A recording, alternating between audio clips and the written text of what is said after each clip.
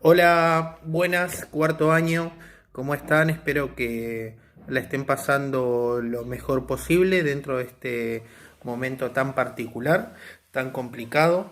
Les voy a enviar un videíto, ¿sí?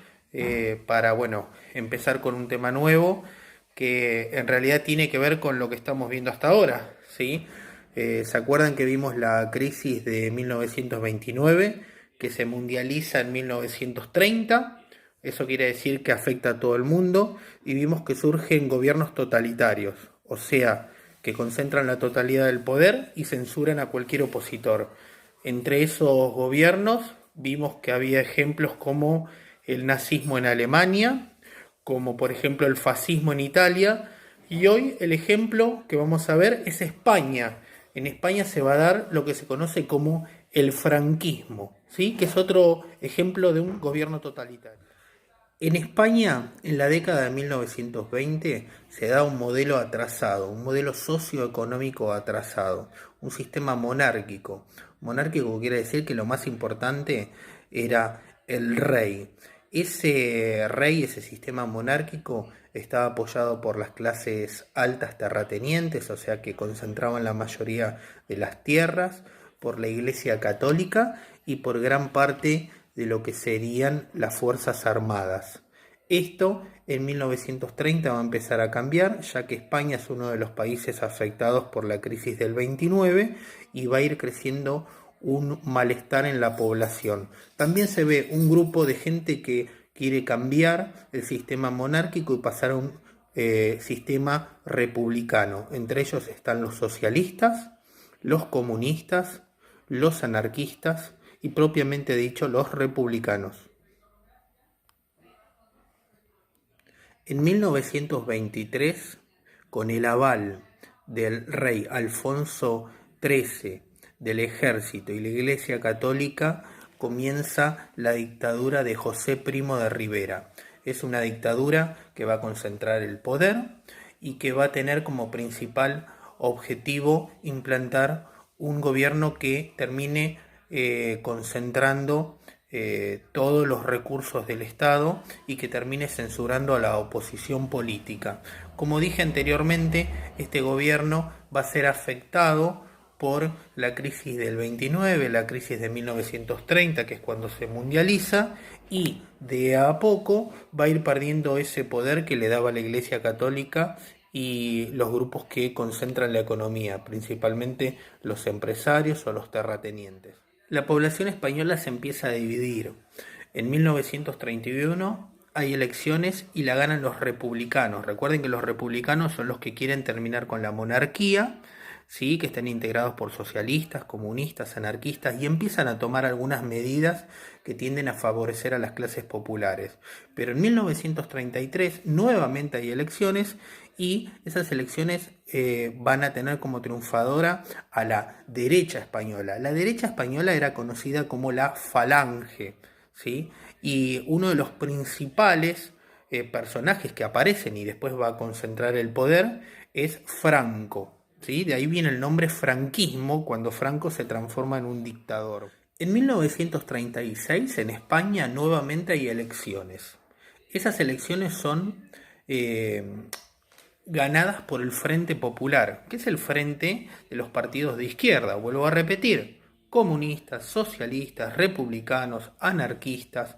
La cuestión es que en esas elecciones de 1936, la derecha, que está comandada por Francisco Franco, no va a aceptar este triunfo, va a decir que no lo acepta y va a empezar propiamente una especie de golpe, ¿sí? A este nuevo gobierno que tenía que tomar el poder. Este hecho va a dar inicio a lo que se conoce como la Guerra Civil Española, una guerra que trajo como consecuencia miles de muertos, miles de familias separadas, miles de españoles que tuvieron que dejar su tierra y marchar a otros países. Francisco Franco se va a basar en las ideas conocidas como el integrismo católico. Estas ideas tienen que ver con el pensamiento de la Iglesia Católica Española, que dice que gracias a los partidos de izquierda, las buenas costumbres, católicas sobre todo, se están perdiendo en España, ¿sí? Y va a empezar esta guerra civil. Va a haber dos bandos. Por un lado va a estar el bando nacionalista, que es la derecha que quiere continuar con una monarquía y poner en el poder a la falange dirigida por Franco, y por otro lado va a estar el Frente Popular, que son aquellos simpatizantes de izquierda que quieren una república con igualdad popular. El bando republicano va a contar con el apoyo de las brigadas internacionales. Eran hombres y mujeres que desde todo el mundo llegaban a España para defender los ideales de este Frente Popular, las ideas de izquierda, ¿sí? En cambio, también fue apoyado el Frente Popular por la Unión de las Repúblicas Socialistas Soviéticas, por Rusia. Recuerden que ahí estaba el gobierno de izquierda, ya que en 1917 había empezado la Revolución Rusa. Por otro lado, los nacionalistas van a tener el apoyo principalmente de Alemania. Recuerden que en Alemania empieza a tomar poder, ¿quién?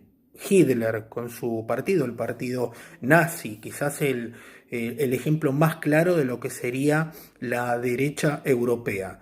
Esta guerra civil va a terminar en 1939 con la victoria de los nacionalistas, o sea, con la derrota del Frente Popular. A Madrid, la capital española, por las características de la guerra civil, se la va a considerar como el campo de ensayo de la Segunda Guerra Mundial.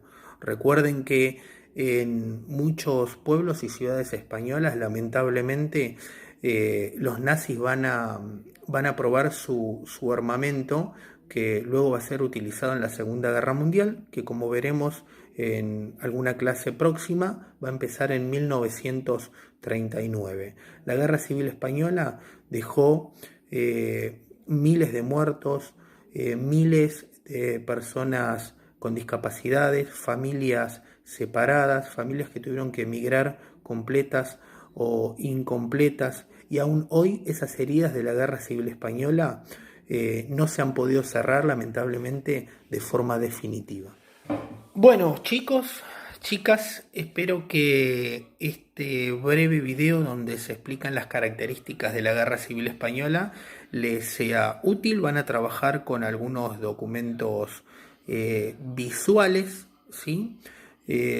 Como siempre les digo, estoy a su entera disposición. Cualquier consulta que necesiten hacer, la pueden hacer vía Classroom, en privado, y en breve será contestada.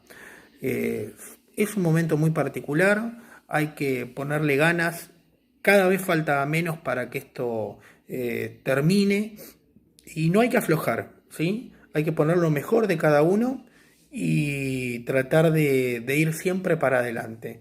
Les envío un fuerte abrazo desde la distancia, se los extraña mucho, así que bueno, nos estaremos viendo, ¿sí? Saludos a ustedes y a sus familias.